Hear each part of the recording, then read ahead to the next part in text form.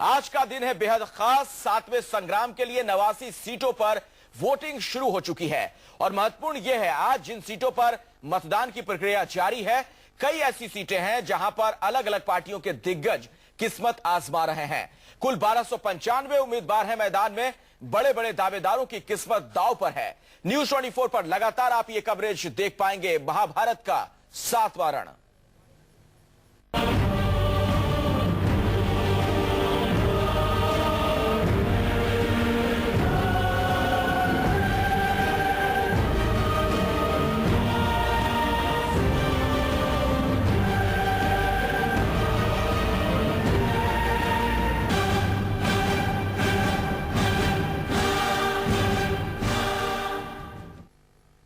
तो वोटिंग शुरू हो चुकी है। सोनिया गांधी से लेकर नरेंद्र मोदी तक इस चरण के चुनाव में उम्मीदवार हैं। रायबरेली से जहां सोनिया गांधी, वहीं वडोदरा से नरेंद्र मोदी चुनाव लड़ रहे हैं। इसके अलावा भी कई सियासी दिग्गज हैं, उनके बारे में तो हम आपको बताएंगे, लेकिन जरा जो ताजा तस्वीरें मिल रही हैं वो आपको दिखाते हैं।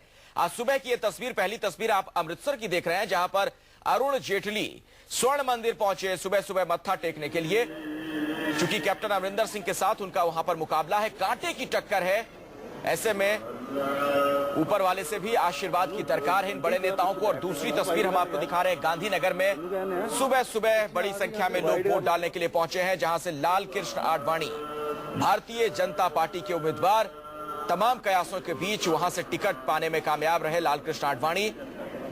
और ये देखिए किस तरीके से लोगों ने अपने मत का इस्तेमाल किया है और उसके बाद इसे जाहिर करते हुए। और न्यूज 24 भी लगातार अपने दर्शकों से यह अपील कर रहा है कि अगर आप इन इलाकों में रहते हैं जहां पर आज मतदान की प्रक्रिया जारी है, तो आप भी लोकतंत्र के इस महापर्व का हिस्सा बनिए, वोट जरूर डालिए।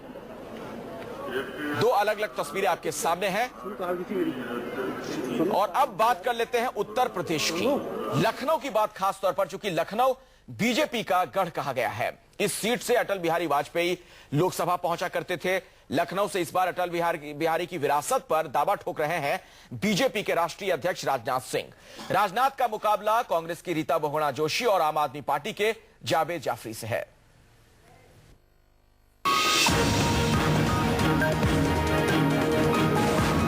पूर्व प्रधानमंत्री अटल बिहारी वाजपेयी ने जिस लखनऊ में जनसंघ और बीजेपी की जड़ों को अपने परिश्रम के खाद पानी से सींचा, उसी लखनऊ में अब बीजेपी के अध्यक्ष राजनाथ सिंह किस्मत आजमा रहे हैं।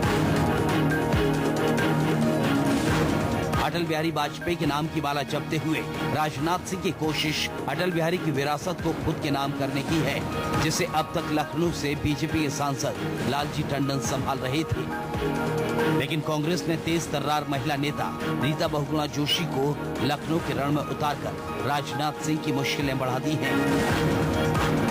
हर चुनाव में लोकसभा सीट बदलकर चुनाव लड़ने का सवाल भी राजनाथ सिंह के लिए लखनऊ में परेशानी का सबब बना हुआ है। दूसरी ओर कांग्रेस उम्मीदवार रीता बहुगुणा जोशी फिलहाल लखनऊ से विधायक हैं। 2009 में भी रीता बहुगुणा जोशी ने लखनऊ से लोकसभा चुनाव लड़ा था और बीजेपी के विजयी उम्मीदवार लालजी टंडन को कड़ी टक्कर दी थी। रीता बहुगुणा जोशी को मुस्लिम और ब्राह्मण मतों के समीकरण से लखनऊ सीट जीतने की उम्मीद है, तो राजनाथ सिंह के रणनीतिकार मोदी की लहर में चुनावी जीत को लेकर निश्चिंत हैं। दूसरी ओर बीएसपी ने नकुल दुबे को और समाजवादी पार्टी ने अभिषेक मिश्र को बतौर उम्मीदवार लखनऊ के रण में उतारा है। आम आदमी पार्टी की ओर से जावेद जाफरी भी लखनऊ में किस्मत आजमा रहे हैं। हालांकि मुख्य मुकाबला राजनाथ सिंह और रीता बहुगुणा जोशी के बीच ही माना जा रहा है। Bureau report, news 24। यूपी की ही कानपुर सीट पर मुकाबला दो दिग्गजों के बीच है। वाराणसी का मैदान मोदी के लिए छोड़कर बीजेपी के दिग्गज मुरली मनोहर जोशी कानपुर पहुंचे हैं, तो कांग्रेस की तरफ से लगातार जीतते रहे श्री प्रकाश जायसवाल यहां जोशी से लोहा ले रहे हैं।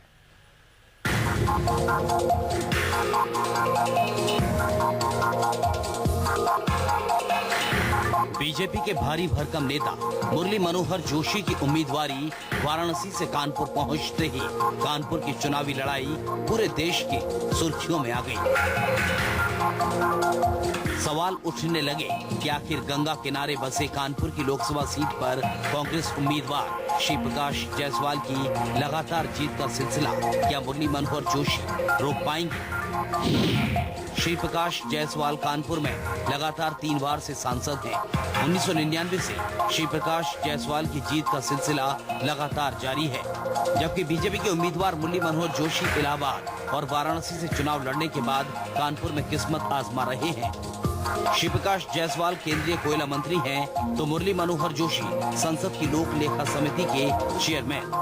दोनों के बीच घपले घोटालों और सरकार के भ्रष्टाचार को लेकर पहले भी तीखी बहस हो चुकी है और अब कानपुर के चुनावी समर में भी दोनों आमने सामने हैं। कानपुर की चुनावी लड़ाई में कांग्रेस और बीजेपी की जीत के अपने अपने दावे हैं, जबकि समाजवादी पार्टी और बीएसपी के साथ आम आदमी पार्टी के उम्मीदवार भी मैदान में ताल ठोक रहे हैं। हालांकि मुख्य मुकाबला जोशी और जायसवाल के बीच ही माना जा रहा है। कांग्रेस जोशी को बाहरी उम्मीदवार बताकर मोदी की हवा पंचर करने में जुटे हैं। वहीं बीजेपी 3 बार के सांसद और 10 साल की यूपीए सरकार में मंत्री बने श्री प्रकाश जायसवाल की उपलब्धियों पर सवाल खड़े कर रही है। कानपुर के खस्ता हाल उद्योग, बुनियादी सुविधाओं का अभाव और गंगा की दुर्दशा को विपक्ष ने मुद्दा बना दिया है। अब फैसला 16 लाख मतदाताओं को लेना है कि संसद में कानपुर के लिए बेहतर प्रतिनिधि कौन होगा। Bureau report, news 24। और आपको बता दें कि आज सुबह से ही कई मतदान केंद्रों पर लोगों की भीड़ देखने को मिल रही है। भारी संख्या में लोग मतदान में हिस्सा लेने के लिए पहुंच रहे हैं। लखनऊ आपको लिए चलते हैं। मानस श्रीवास्तव हमारे संवाददाता ने वहां का जायजा लिया है एक पोलिंग बूथ का। एक रिपोर्ट देखिए। लखनऊ का चाहे सामाजिक ताना बाना हो या राजनीतिक ताना बाना हो, बगैर अटल बिहारी वाजपेयी के वो पूरा नहीं होता है। ये अलग बात है कि अटल बिहारी वाजपेयी पिछले 2-3 चुनाव से हम लोगों के बीच में नहीं आ पाते हैं स्वास्थ्य के कारणों से, लेकिन उनके जो निजी सचिव रहे हैं, उनके जो हमकदम रहे हैं, उनसे हम बात करते हैं। शिव कुमार जी हमारे साथ मौजूद हैं। शिव कुमार जी, अटल जी के बगैर लखनऊ की राजनीतिक ताने बाने के बारे में एक जमाने में सोचा भी नहीं जा सकता था। आपको क्या लगता है कि इस वक्त उनकी गैर मौजूदगी में कितना आप लोग उनको मिस करते हैं, लखनऊ कितना उनको याद करता है? देखो, अपनी प्रिय को सभी याद करते हैं। अटल जी यहाँ के जनमानस में बसे हुए हैं। अटल जी का कर्म क्षेत्र लखनऊ रहा है, अटल जी का कार्य क्षेत्र लखनऊ रहा है। अटल जी यहाँ से करीब 5 बार चुनाव लड़ चुके हैं और यहीं से वो प्रधानमंत्री बने थे, तो लोगों की भी उनके प्रति बहुत स्नेह श्रद्धा थी। अटल जी का भी उनका प्रति स्नेह था। अब वो किन्हीं कारणों से चुनाव में भाग नहीं ले रहे हैं, तो उनकी जगह पर राजनाथ सिंह लड़ रहे हैं। उससे पहले टंडन जी लड़े थे। लेकिन शिव कुमार जी, अटल जी के जाने के बाद जो बीजेपी की सीट जो एक तरफा निकला करती थी, अब वो उसको लड़ाई लड़नी पड़ती, मुकाबला करना पड़ता है। कि ये अंतर आया है? नहीं, अटल जी के जमाने पे लड़ाई लड़े थे हमने। जब अटल जी चुनाव लड़े थे, राजभवन से लड़ाई हुई थी। करण सिंह लड़े थे। ऐसा नहीं है कि वो भी कोई बिना लड़े हम जीते हों। हम लड़ते हैं, जूझते हैं और जीतते हैं। आप अपना वोट डालने यहाँ पर आए? ये वोट डालने आया हूँ मैं। मेरा वोट क्या लग रहा है कि लखनऊ की लड़ाई में किसकी उम्मीद आपको ज्यादा लग रही है? लखनऊ में हम थंपिंग मेजोरिटी से जीतेंगे, ये मेरा पूर्ण विश्वास है।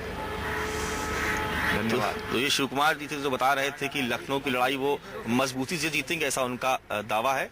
हालांकि नतीजे जो होंगे वो 16 मई के बाद आएंगे, लेकिन शिव कुमार जी अटल जी के निजी सचिव रहे और बीजेपी से राजनाथ सिंह का प्रचार करते, निश्चित तौर पर उनका दावा अपनी जगह है। लेकिन जो भी उम्मीदवार, उनकी किस्मत का फैसला तो अब 16 मई के दिन ही होगा। कैमरा पर्सन धर्मेंद्र ठाकुर के साथ मानस श्रीवास्तव, लखनऊ, न्यूज़ 24। दरअसल लखनऊ में जो सियासी समीकरण है, यहां पर राजनाथ सिंह के लिए थोड़ी सी सहूलियत इसलिए भी है, समाजवादी पार्टी ने कोई बहुत मजबूत उम्मीदवार यहां पर नहीं उतारा है। जो उम्मीदवार है भी वो माना यही जा रहा है कि अगर जातीय समीकरण के लिहाज से देखा जाए तो रीता बहुगुणा जोशी का जो वोट बैंक है उसी पर समाजवादी पार्टी का जो उम्मीदवार है वो भी निशाना साधेगा। इसके अलावा भी और सीटों की आपसे हम बात करेंगे, लेकिन ये जो 2 तस्वीर है इस पर सबकी निगाहें आज रहेंगी। सोनिया गांधी, नरेंद्र मोदी, सियासत के 2 बड़े दिग्गज, कांग्रेस की अध्यक्ष सोनिया गांधी, दूसरी तरफ नरेंद्र मोदी जो कि भारतीय जनता पार्टी के प्रधानमंत्री पद के उम्मीदवार हैं, वडोदरा से चुनाव लड़ रहे हैं और सोनिया गांधी रायबरेली से। नरेंद्र मोदी वडोदरा के अलावा बनारस से भी चुनाव लड़ रहे हैं, लेकिन वडोदरा में कहा यह जा रहा है कि जीत तो सुनिश्चित है मोदी की, लेकिन किस मार्जिन से वो जीतेंगे ये एक बड़ा सवाल है। हालांकि चुनाव से पहले कुछ भी कहना मुमकिन नहीं, संभव नहीं, लेकिन तमाम पॉलिटिकल पंडितों की यह राय है। इसके अलावा हम आपको दिखा रहे हैं अलग अलग और भी तस्वीरें। कैप्टन अमरिंदर सिंह अमृतसर से चुनाव लड़ रहे हैं, जहां पर उनका सीधा मुकाबला है अरुण जेटली से।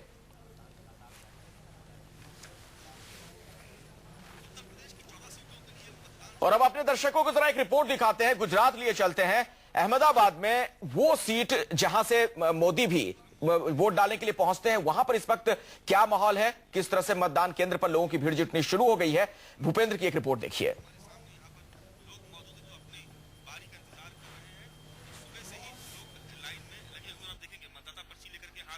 गुजरात की 26 सीटों के लिए मतदान शुरू हो चुका है। हम इस समय रानीप इलाके में मौजूद हैं और यहाँ सवेरे से ही लंबी लंबी कतारें लगनी शुरू हो गई थी। लोग मतदान का अधिकार के प्रयोग करने के लिए यहाँ पर सवेरे से ही कतारों में खड़े हैं।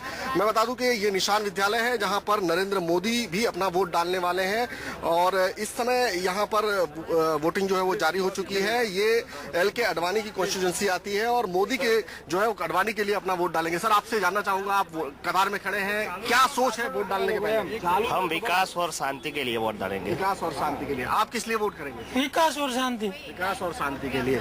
कुछ और लोग हैं, उनसे भी जानने की कोशिश करते हैं। महिला है, महिलाओं की प्रायोरिटी हम जानने की कोशिश करते हैं। मैम, आप ये बताइए कि आप क्या सोच के वोट डालेंगे? कुछ मुद्दे होंगे ध्यान में वोट डालने के पहले? कुछ तो ध्यान में होगा। देश की रक्षा के लिए। देश की रक्षा के लिए।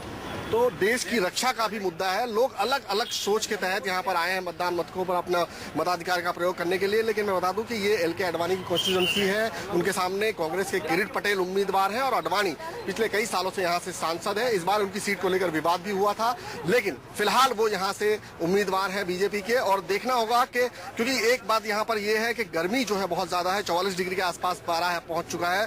तो देखना ये होगा कि कितना ज्यादा प्रतिशत होता है मतदान का। लेकिन कोशिश सबकी ये है कि सवेरे जितनी ठंडक में वो ज्यादा से ज्यादा वोट कर सके, उनकी कोशिश फिलहाल यही है। कैमरामैन दिव्यांग के साथ भूपेंद्र सिंह, अहमदाबाद, न्यूज़ 24। चलिए, तो मोदी की बात हुई, सोनिया गांधी की भी बात कर लेते हैं। रायबरेली आपको लिए चलते हैं। हमारे संवाददाता अशोक तिवारी वहां पर मौजूद हैं। वहां किस तरीके से सुबह से गहमा गहमी है, हलचल है मतदान केंद्रों पर, एक रिपोर्ट देखिए। उत्तर प्रदेश में चौथे चरण के लिए आज 14 सीटों पर मतदान लगातार जारी है। इस समय हम रायबरेली में खड़े हैं। ये गवर्नमेंट इंटर कॉलेज है, जहां पर आप देख सकते हैं कि सुबह से ही जो मतदाता है उनकी खासी भीड़ देखने को मिल रही है। 7 बजे से पहले ही ये लोग यहाँ पर लाइन लगाकर खड़े हो गए थे, चूंकि इन्हें मतदान करना है। जहाँ तक पोलिंग केंद्र स्टेशन की बातचीत है, वहाँ पर सुरक्षा के भी व्यापक इंतजाम किए गए हैं। इसके अलावा जो मतदान सूची है वो भी यहाँ पर रखी गई है कि जिस भी मतदाता को मतदान करना है वो यहाँ पर सूची में अपना नाम देख सकता है और चेकिंग के बाद अंदर मतदान करने के लिए वो अंदर जाएगा। जो पोलिंग अफसर हैं वो भी अपने कामकाज में जुट चुके हैं। लेकिन जहाँ तक सीट रायबरेली की बात की जाए तो यहाँ पर कांग्रेस ने सोनिया गांधी यहाँ से उम्मीदवार हैं, बीजेपी से अजय अग्रवाल यहाँ से उम्मीदवार हैं, इसके अलावा BSP से प्रवेश सिंह यहाँ से चुनावी मैदान में हैं। तमाम सारे लोग हैं जिन्होंने अपना मतदान किया है, उनसे उनकी राय लेने की कोशिश करेंगे कि आखिरकार उन्होंने किन मुद्दों के आधार पर वोट दिया है। आप मुझे बताइए, रायबरेली की सीट है, किन मुद्दों के आधार पर मतदान कर रहे हैं आप लोग? हम लोग तो विकास के मुद्दे पे, मैडम सोनिया गांधी जी ने काफ़ी विकास कराया रायबरेली का और तमाम यहाँ उद्योग लगे हैं, फैक्ट्रियाँ लगी हैं और रायबरेली की जनता के लिए तमाम योजनाएं उन्होंने चालू की हैं। यही सबको देखते हुए हम लोग। आप मुझे बताइए, किन मुद्दे के आधार पर, किन मुद्दों के आधार पर आपने मतदान किया है? क्या लगता है किस आधार पर मतदान होना चाहिए रायबरेली? सोनिया क्या विकास किया सोनिया जी ने यहाँ? फैक्ट्रियाँ लगवाया। आप मुझे बताइए कि अगर रायबरेली सीट की बात की जाए तो यहाँ पर सोनिया गांधी कई सालों से जीतती रही हैं। क्या मुद्दे इस बार आपने चुनाव में देखे? क्या विकास का मुद्दा कहीं दिखाई पड़ा? हाँ, बहुत विकास किया, सब कुछ बनवाया, हॉस्पिटल बनवाया और बहुत सी सुविधाएं करी हम लोगों के लिए, बहुत अच्छा किया। आप मुझे बताइए, रायबरेली में आपको कहीं विकास का मुद्दा या कोई और मुद्दे दिखाई पड़े? पूरे चुनाव प्रचार के दौरान बीजेपी से अजय अग्रवाल भी लड़ रहे हैं, BSP से प्रवेश सिंह भी हैं। सोनिया गांधी के मुकाबले कहीं किसी को देखते हैं, कहीं लड़ाई दिखाई पड़ रही है रायबरेली में? ये सब तो आते जाते हैं, वो आते जाते रहेंगे। इससे बड़े बड़े नेता विनय कटियार और नेहरू जैसे लोग आए और आते चले गए, उड़ गए, यहाँ हवा में पता ही नहीं चला कुछ उनका आना जाना। तो आगे भी आते जाते रहेंगे। और यहाँ सोनिया जी ने विकास करा और वादा करा विकास का, हम लोगों ने भी उसका निभाया और धन्यवाद दिया है वोट दे के सोनिया जी को कि उन्होंने परस्पर विकास के लिए रायबरेली के लिए प्रयासरत रही हैं और आगे भी रहेंगी। हम यही उम्मीद रखते हैं। आप मुझे बताइए, रायबरेली के चुनाव में आपको किन किन मुद्दों के आधार पर प्रत्याशी चुनावी मैदान में दिखे? कुछ कोई मुद्दा नजर आया चुनाव में, या सिर्फ एक पक्षीय सोनिया गांधी की हवा दिखाई पड़ी? एक पक्षी सोनिया गांधी की हवा इस वजह से है कि सोनिया गांधी जब से यहाँ आई है उन्होंने कोशिश की है, उनकी परिवार की परंपरा रही है जो है